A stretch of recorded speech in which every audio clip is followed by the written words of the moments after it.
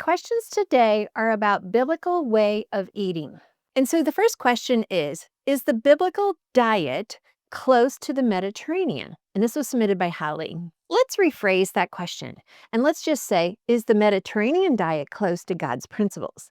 There is so much that we learn from scripture. And many times food is an image of the day that people could relate to in favor of the teaching of a biblical principle. Yet God always used the difference between clean and unclean to bring about a truth of teaching. For us to draw a biblical diet from Scripture, we learn from what He said was good to eat and what was not. And from that, we have drawn the three principles as are taught in my Bible study, which is right there, and in our coaching calls in the inner circle. And the principles are this. Number one, eat the foods God called good. And He created and called good. Principle number two, eat those foods as close to the way God designed it. Now that's where it gets a little tricky in today's grocery stores.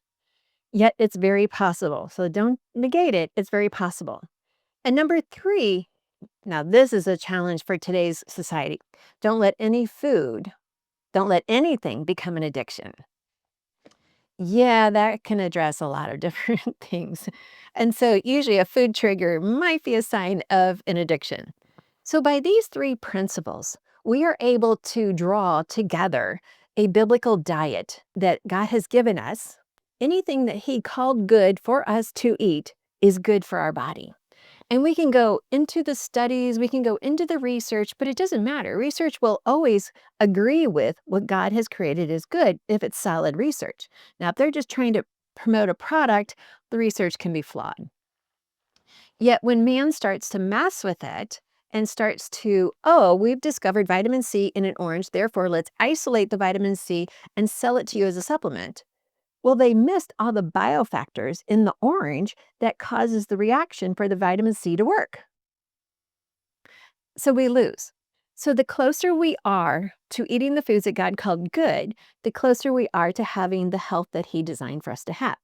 Now, let me go back to your question. Is it close to the Mediterranean diet, or is the Mediterranean diet a biblical diet? Of all of the different countries and islands that are in the Mediterranean area, they all vary with their diet to some degree. And that's why some people will argue, how can you call it a Mediterranean diet when they all have a different diet? Yes, but the principles are very similar in the Mediterranean diet. And so your fats are always going to be a healthy fat that God has already called good, predominantly the olive oil. Mostly spoke about in scripture and very still healthy today, but you have to be a very good shopper to find a good quality one. And that can change every year because companies get bought and sold, and that's a whole nother story.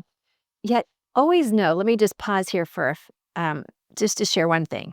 When you walk across that threshold of a grocery store, just say, Lord, you know my budget. You know the desires of my heart to feed my family well. Therefore, I'm looking to you for just to move my hand over to the best choice. So I'm always, spending money wisely that you've given us and providing for my family the best that I can. So let me just put that in here. That's kind of just a really good point that I don't want to miss. So the Mediterranean diet is based on healthy fats. Healthy fats come from wild-caught fish, never farmed-raised fish. Farmed-raised fish have a lot of omega-6s. They have a lot of fat under the skin. They're disgusting. You never want to see that. But God's design of fish, especially the salmon, is a very lean fish. It is healthy fats, but it's the good omega-3s that our brain will say, whoa, man, we are memorizing, we are quoting, we are doing well. That's omega-3s feeding the brain. And so omega-6s, there is a small percentage that is healthy for our diet, but most of it's an overabundance, and therefore it causes harm. And so when we eat foods that are raised in a concentration camp, which is how I described it in the Treasures of Healthy Living Bible Study. By the way, have you checked out that book yet? It's amazing. And so when we eat foods that have been raised in a concentration camp, and I literally mean that, not anything in the way God designed it, then we're going to have inflammation. We're going to have health challenges. And so think about that. So the Mediterranean diet is based on healthy fats. So healthy fish, wild-caught fish, healthy fats, olive oils. And on that you can have grains, vegetables, fruits. Those are all foods that are all throughout Scripture. as being healthy because God created it for us. When we talk about legumes and beans and lentils, those are healthy foods. God called them good for us. Even soybean can be a healthy food, except that that comes into principle number 2, where man has changed it. Not necessarily changed it. You can get organic soy that's still very healthful, but if it's a GMO, then run from it. So the Mediterranean diet, I know this is a long answer to your question, but the Mediterranean diet has many foundational principles as far as the healthy fats, healthy grains. We need healthy grains because it feeds the microbiome. Healthy vegetables, lots of healthy vegetables, and lots of healthy fruits. And then we live long and we live well. And yes, I totally believe in the Mediterranean diet as being as close to the biblical diet as possible. Get the free Bible Health ebook and discover 7 powerful steps to real, lasting transformation God's way. Break emotional eating. Learn what truly satisfies. Align your health with God's truth. This is your breakthrough.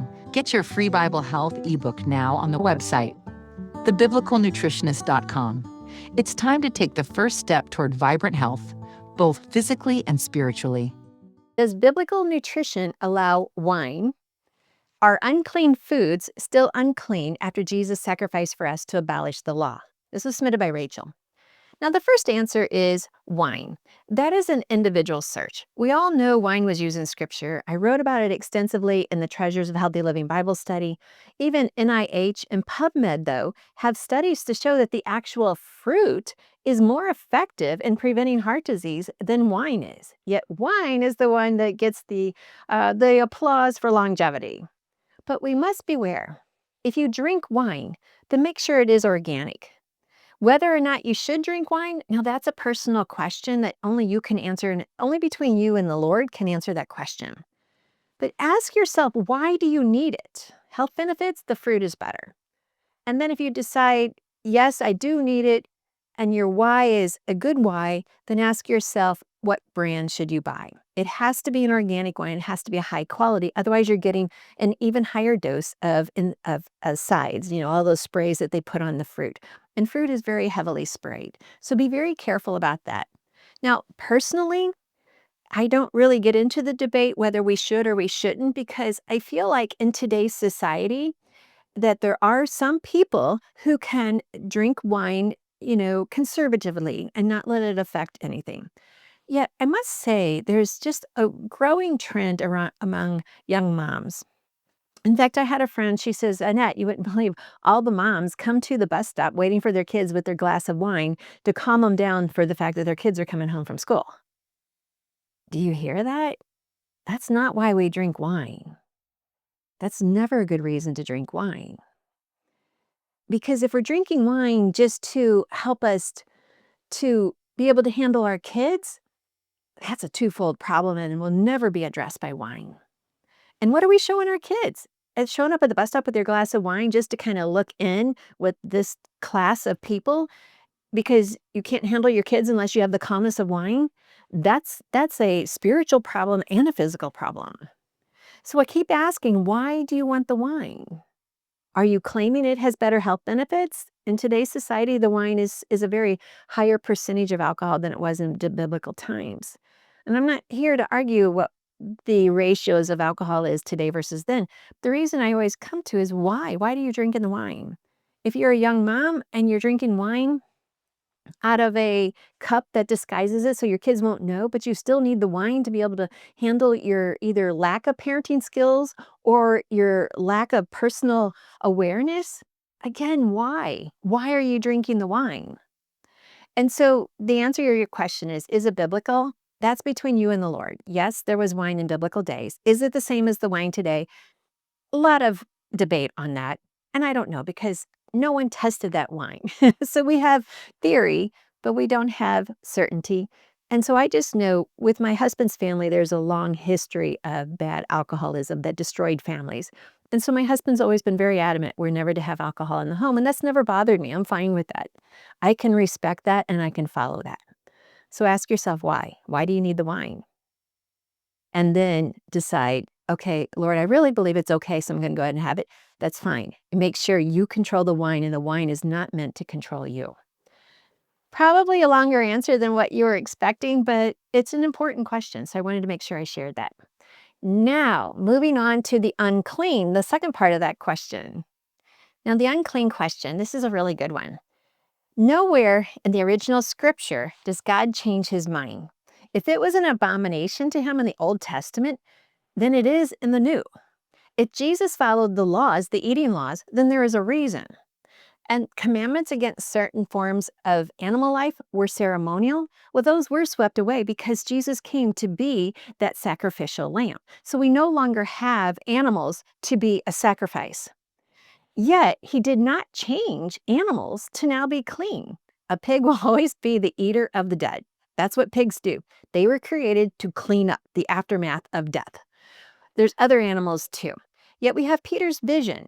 Now, if you look at Peter's vision and go back and read it again for yourself. In fact, I just read that this morning and then this question came up. So this is great timing. In the vision was sent to Peter 3 times. The messengers that came from Caesarea, there were 3 messengers.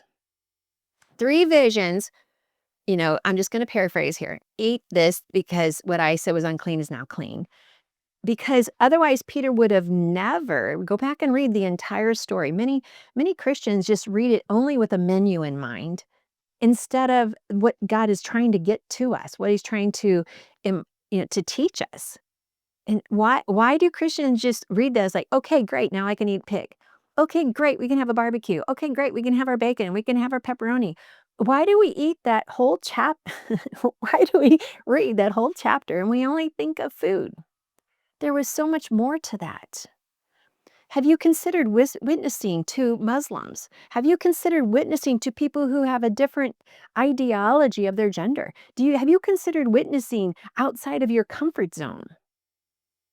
Peter was being challenged by this vision 3 times to go outside of who was clean, which was the Jewish people, to the Gentiles. There's so much in this story, this biblical account.